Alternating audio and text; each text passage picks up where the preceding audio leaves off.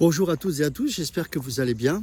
Alors ça faisait un moment que je n'avais pas fait des partages de pensées comme ça que j'avais l'habitude de faire il y a quelques années.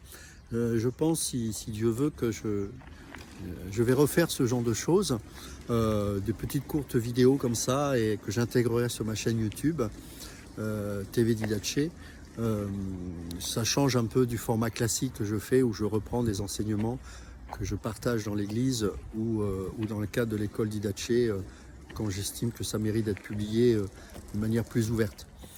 J'avais cette pensée là aujourd'hui en échangeant avec des personnes qui sont inquiets de la situation que nous vivons actuellement en France.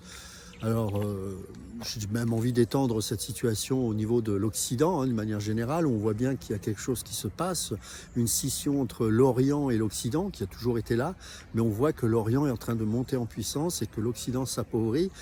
Et les Américains essaient de maintenir leur suprématie, toujours pareil, en utilisant toutes les bonnes causes, entre guillemets, enfin les causes à eux, pour imposer cet ordre mondial. Je suis toujours surpris de voir le comportement des chrétiens qui croient en suivant un parti identitaire, par exemple, de droite, du type zémourien ou autre, eh bien, on va pouvoir changer le pays. Mes amis, on ne changera rien du tout.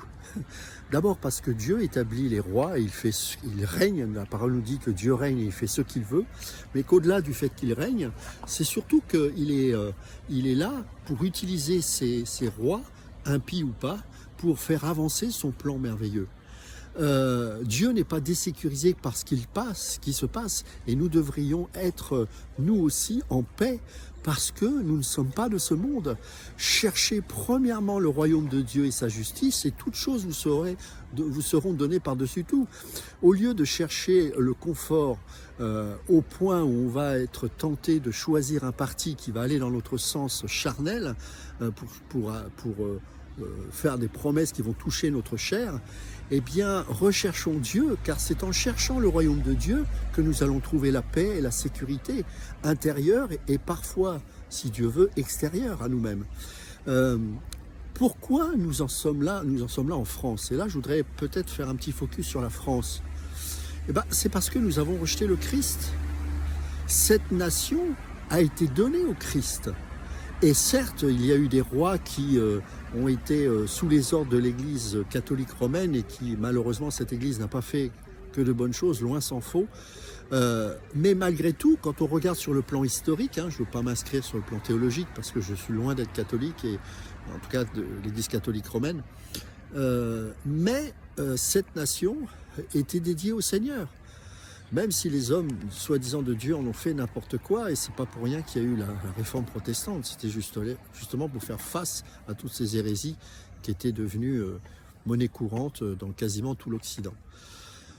Il y a eu la Révolution française, mais il y a eu ce travail de fond fait avec les humanistes. L'encyclopédie, au départ, c'était un hymne à la raison. Et d'ailleurs, je vous rappelle que quand il y a eu la Révolution française, on a enlevé ce démon, cette déesse Astarté, qu'on appelait soi-disant la Vierge Marie, cette statue qui est dans malheureusement la plupart des églises catholiques romaines. Sachez que mes frères catholiques, je vous aime, mais si vous adorez Marie, vous adorez un démon, sachez-le. Mais bon, ça c'est un autre débat. Je ne dis pas que les protestants sont meilleurs, ils ont bien d'autres démons aussi, mais il faut appeler un chat un chat.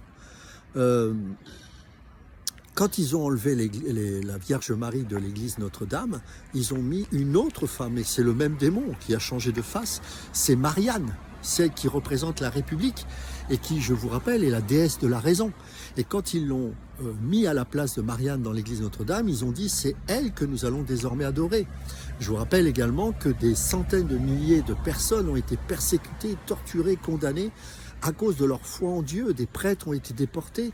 Il y a eu un régime de la terreur jusqu'en 1794 où Voltaire et ses acolytes ont coupé des têtes par centaines et centaines.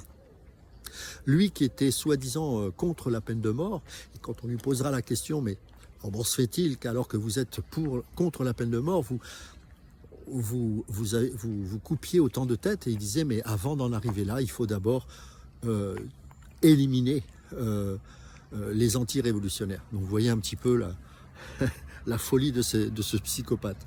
Bref, on a passé notre temps à rejeter Dieu. La franc-maçonnerie est montée en puissance en France, au point où maintenant elle est dans la justice, et je sais de quoi je parle, elle est dans les pouvoirs, elle est partout, en train de faire voter des lois iniques, des lois contre la vie, des lois qui promeuvent la mort. Vous vous rendez compte, c'est qu'aujourd'hui, si vous avez décidé de ne plus vivre, eh bien bientôt vous aurez la possibilité de mourir avec des moyens thérapeutiques. Enfin, c'est quand même affolant.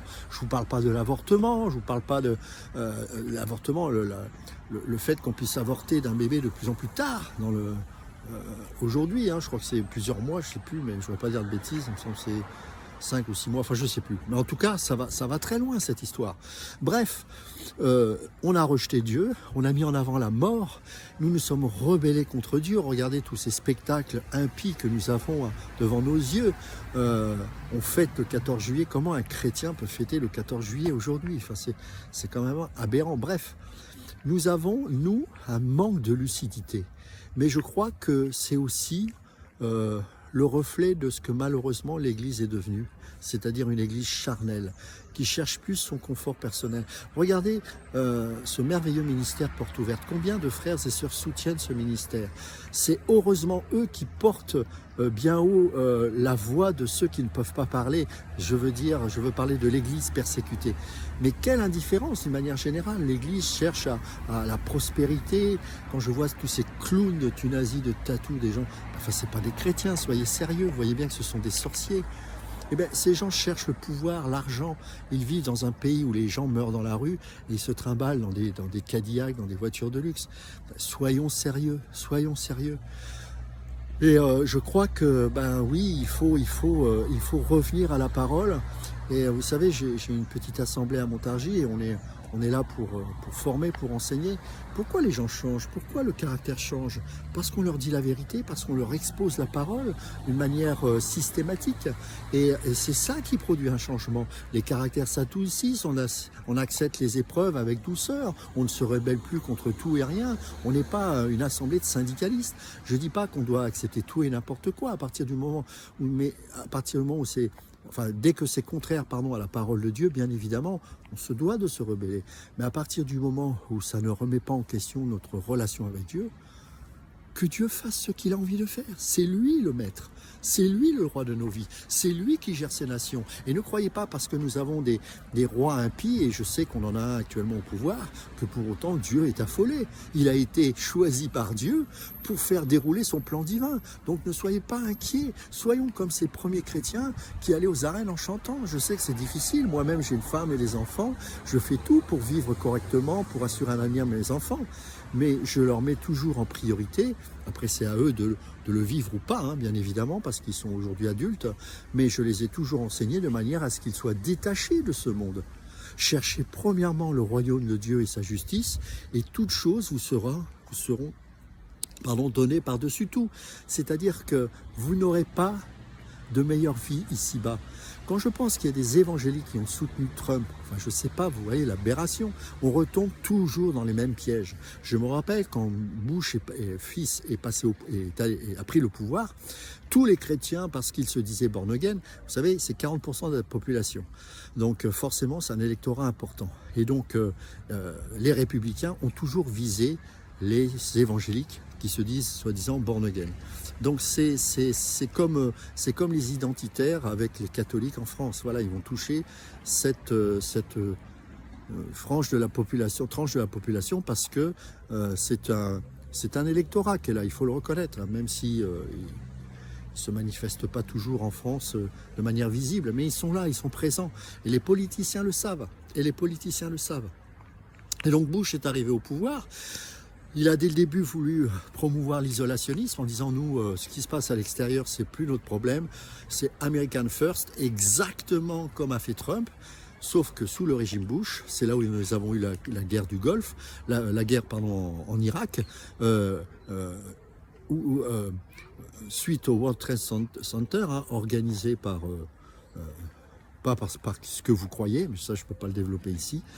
Eh bien, ça a été l'occasion d'aller en Irak en utilisant des arguments fallacieux monter de toutes pièces. Alors pour un président chrétien qui utilise le mensonge pour arriver à ses fins, je trouve qu'il y a mieux. Eh bien nous avons la même chose avec Trump. Alors j'aimerais bien voir ces évangéliques reconnaître leur erreur, parce qu'on peut se tromper, et s'humilier devant Dieu, parce que vous avez soutenu quelqu'un qui fait partie du système. C'est juste le dark side of the moon, c'est-à-dire la face cachée de la lune. C'est-à-dire que vous avez Biden d'un côté, et puis à un moment donné, on le dégage et on met l'autre. Mais tout ça pour un seul et même objectif, c'est l'avancée du nouvel ordre mondial. Et ce Trump qui était soi-disant venu pour apporter la paix est dans une corruption extrême. Il finance des milliardaires qui ont des sociétés qui sont des agents de la CIA. Écoutez les émissions du Juste Milieu par exemple qui abordent ça, c'est très intéressant. C'est un sioniste pur et dur. Et je vous assure que nous avons des guerres et que nous en aurons de plus en plus avec cet homme au pouvoir. Voilà, parce qu'il n'est pas chrétien. C'est un cynique, comme tous les dirigeants, comme Macron. Bon, lui au moins, il a... lui, il joue pas aux chrétiens. De toute façon, vu son comportement, ça va être difficile. Mais voilà, et nous, dans cette histoire, plutôt que d'essayer de voter pour des partis identitaires, Zemmour dit que la culture chrétienne, c'est le catholicisme, etc. Mais il a toujours dit qu'il rejetait le Christ, que pour lui, il n'était pas croyant. Tous ces gens-là ne sont pas chrétiens. Ne croyez pas que vous allez... Vous voulez un retour au Christ? Ben, pliez le genou. Réformez vos cœurs. Que les pasteurs arrêtent de courir après la gloire et commencent à s'humilier, à se former correctement. Et prenez des petits groupes, là où vous êtes, et commencez à former les gens. Dieu n'est pas pas là pour... Il ne va pas sauver l'humanité tout entière. Hein? Ce sont les élus, le reste. Hein? Il est venu pour tous, c'est-à-dire indifféremment, hein, tu sois noir, jaune, arabe, chinois, je ne sais pas quoi. Homme, femme, comme dit la parole, il n'y a plus ni homme, ni femme, ni juif, ni grec, mais c'est un reste qui est sauvé. Et ce reste-là doit premièrement accepter la souveraineté de Dieu. Dieu règne, nous dit la parole, un des psaumes, et il fait ce qu'il veut. Dieu règne, il fait ce qu'il veut. Et ne croyez pas qu'il est désécurisé parce que nous avons Macron au pouvoir. Il sait très bien ce qu'il fait. Et je pense même que si nous avons des gouvernants aussi impies, aussi indécents dans leur conduite et dans leur manière de vivre, c'est justement parce que c'est un jugement pour la France qui a rejeté le Christ, mais aussi pour l'Église afin qu'elle soit purifiée, et Dieu sait si elle en a besoin. Mes amis, ne croyez pas qu'en votant pour un parti ça va aller mieux. Croyez que ça va aller de mal en pis, mais que c'est pour notre bien. C'est pour un jugement pour tous les impies, mais c'est aussi pour la purification de l'Église qui en a bien besoin. Nous devons plier le genou, accepter cette situation, ne pas être fataliste pour autant, c'est-à-dire prenez vos dispositions pour que justement vous puissiez protéger vos vies, etc. Peut-être un jour on devra fuir, je n'en sais rien. Ça ne veut pas dire qu'on arrête de vivre, bien au contraire, je pense que on doit continuer à faire des enfants, on doit continuer à vivre parce que nous avons été créés ainsi, nous sommes des porteurs d'images de Dieu et qu'en tant que tels, nous devons aussi reproduire les images de Dieu de par le ventre de nos épouses. Voilà, donc ça c'est aussi un autre enseignement, peut-être qu'un jour je ferai. Mais toujours est-il que nous devons nous concentrer sur Christ et ce n'est pas dans les urnes que ça va se passer, c'est dans les cœurs mes amis. Et au lieu de soutenir des rois, et à chaque fois, nous allons nous planter parce que ce sont des hommes ou des femmes qui ne connaissent pas Dieu et qui sont contre Dieu, qui rejettent le Christ. Vous savez, Satan déteste le Christ et pour cause, mais il ne peut rien faire sans son autorisation. Si vous croyez en ça, croyez qu'il gouverne sur ces rois impies et que rien ne leur est permis sans son autorisation. Si vous ne le croyez pas, bien relisez votre Bible ou convertissez-vous. En tout cas, mes frères et sœurs, je vous fais cette pensée courte juste pour vous encourager. Il n'y aura pas une situation autre que celle-ci et elle ne fera qu'empirer parce que nous avons rejeté le Christ d'une manière générale et parce que l'Église n'est pas restée centrée sur Christ. Regardez le nombre de séminaires et de séminaires sur les guérisons, etc. Ce n'est pas le but. Le but, c'est de glorifier Christ. Que tu sois guéri ou pas, ce n'est pas le sujet. Le sujet, c'est que tu te convertisses. Le sujet, ce n'est pas que la nation aille mieux et qu'on vire les migrants ou je ne sais pas quoi. Ces migrants-là sont l'équivalent des barbares qui ont envahi Rome et qui sont un jugement sur des nations impies. Pendant que les barbares envahissaient Rome, on continue les orgies. de la même manière pendant que les migrants, et je parle d'une manière générale parce que je ne parle pas de chaque individu qui est en situation de détresse et qui cherche un refuge. Je fais la part des choses. Je parle encore sur un plan historique. Eh bien, c'est un jugement contre nous. Et si nous n'avons pas Dieu au centre, ça va aller de plus en plus mal, croyez-moi. Protégez vos femmes et vos enfants, mais surtout tournez-vous vers le Seigneur, le seul qui peut nous réformer, le seul qui peut changer nos cœurs, le seul qui peut changer une nation, le seul qui peut changer un pays, c'est Jésus-Christ, mon ami. Ce n'est pas Zemmour, ce n'est pas je ne sais pas qui, c'est Dieu et Dieu seul. Alors laissons-le agir, faisons sa volonté en obéissant, en manifestant les fruits de l'Esprit, en goûtant sa parole, en nous convertissant chaque jour, en nous repentant chaque jour, en nous humiliant chaque jour, et que nous puissions enfin découvrir la merveilleuse doctrine de la souveraineté de Dieu. Dieu règne et il fait ce qu'il veut. Que Dieu vous bénisse.